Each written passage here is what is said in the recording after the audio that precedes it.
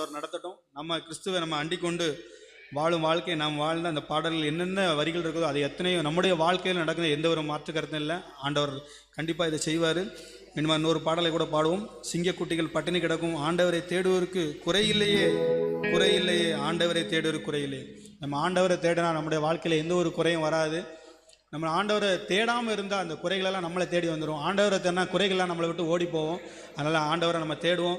அந்த ஆண்டவரை தேடி சிங்கக்குட்டிகள் கூட பட்னியாக கிடக்கும் பாருங்கள், ஆண்டவரை தேடு குறையில் இருக்கிற ஒரு நேரத்தில் இந்த இடத்துல நம்ம எல்லாருமே ஆண்டவரை தேட தான் வந்திருக்கோம். அப்படி நம்முடைய வாழ்க்கையில் எந்த ஒரு குறையும் ஒரு வைக்க பொருளுக்கு அதுக்காக கர்த்தருடைய பரிசுத்த நாமத்துக்கு ஸ்தோத்திரம். இந்த இடத்துல வந்துருங்க. 47 ஒவ்வொரு முகாமிலும் சொல்லுற சாட்சிகள் அவங்க குறைவையெல்லாம் நிறைவாக்குற முகாமாக தான் அந்த ஆண்கள் முகாம் நடந்துக்கிட்டு இருக்கு. ஒவ்வொரு வருடமும் அவங்க சொல்லும்போது இந்த ஆண்கள் முகாம் என்னென்ன வாழ்க்கையில் அவங்களுக்கு குறைகள், குடும்பத்தில் உள்ள குறைகள், பிஸ்னஸில் உள்ள பிரச்சனைகள் எல்லா இடத்தையும் இந்த இடத்துல சாட்சியை சொல்லும்போது ரொம்ப உண்மையிலே ஒரு மன திருப்தியாக இருக்குது. நேற்றைய தினத்தை கூட ஒரு 2 நாளாக மீட்டிங்கு கலந்துக்கக்கூடிய சூழ்நிலை தான் இருந்துச்சு. முந்த நாளுங்க நேற்று ஒரு 3:30 மணிக்கு ஒரு சின்ன ஒரு 1 மணி நேரம் டைம் கிடந்துச்சு கூகுள் மீட் அட்டன் பண்ணுறதுக்கு. அந்த இடத்துல அந்த சாட்சியெல்லாம் கேட்கும்போது ஆண்டவர் அந்த இடத்துல எனக்கு ஒரு வழிவாசலை திறந்தார். இன்றைக்கி எப்படியா போயிட்டு வந்துன்னு சொல்லி ஒரு இதை கொடுத்தாரு. ஜான்சனோட சாட்சியெல்லாம் கேட்கும்போது தமிழ்நாடு முழுவதுமான எல்லா ஏரியாவில் சாட்சியும் சொல்லி முடிச்சிட்டாப்புல.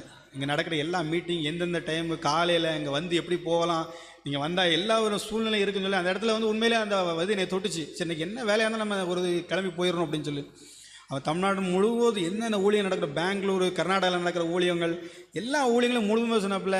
சென்னையில் நடக்குது, சத்திரத்தில் நடக்குது, இங்கே எந்த நாளில் எந்த டைமில் நடக்குது, என்னென்ன மீட்டிங் நடக்குது முழுவதும் சொல்லும்போது அந்த நேரத்தில் ஆண்டவர் என்னை தொட்டார். அதில் ஒரு எழுப்புதல் கிடச்சிச்சு. எப்படியா போய்ட்டுருந்தேன். அதுக்கப்புறம் அண்ணன் ஞானப்பிரகாசன் சொன்னேன் கிள்ளிக்கோணி கதையும் கேட்டேன், முழுவதுமாக கேட்டேன். அது ஒரு பெரிய பலனாக இருந்துச்சு. நம்ம அதுலேயும் குடும்பத்து சூழ்நிலையும் சரி, உலக சூழ்நிலையை எப்படிலாம் நம்ம அன்பு காட்டணும்போது அந்த அன்பு ஒரு பெரிய ஒரு பலனாக இருந்துச்சு. ஆனால் அந்த இடத்துல சரி போகலாமா யோசிச்சுட்டு இருக்கும்போது ஒரு சின்ன சூழ்நிலை வந்துச்சு. ஒரு ஆளை மாற்றி விடக்கூடிய ஒரு சூழ்நிலை. அந்த இடத்துல ஒரு ஃபோன் வந்துச்சு. இந்த மீட்டிங் கேட்ட முடிய சொல்லலாம். 5 மணிக்கு மேலே தான் பிளான் பண்ணேன். 6 மணிக்கு டிக்கெட் பண்ணிட்டு 9 வரைக்கும் வண்டியே ஒரு மீட்டிங் ஆட்டம். ஆண்டவர் உதவி சார் அதுக்காக நாமத்துக்கு சோத்திரம். அதனால தான் அந்த சிங்கக்குட்டியில் பட்டின ஆண்டரை தேடுக்கு ஒரு குறை இல்லை. ஆண்டவர் அந்த இடத்துல இன்னைக்கு குறைவில்லாமல் நடத்தி இந்த இடத்துல நிப்பாட்டி வச்சிருக்கிறாரு. எந்த ஒரு வேலையில் சூழ்நிலை இருந்தாலும் அந்த வேலையில் எல்லாம் நடக்க முடியாது, எந்த ஒரு குறைவும் சூழ்நிலை இல்லாமல் இந்த இடத்துல நிப்பாட்டி வச்சிருக்கிறாரு. புல்லுள்ள இடங்களை என்னை மேய்க்கின்றார், தண்ணீர் நிலை கூட்டி செல்கிறார், தாகம் திருக்கின்றார். பாருங்க நம்ம என்னென்ன தாகத்தோடு இருக்கும், ஆவிக்குரிய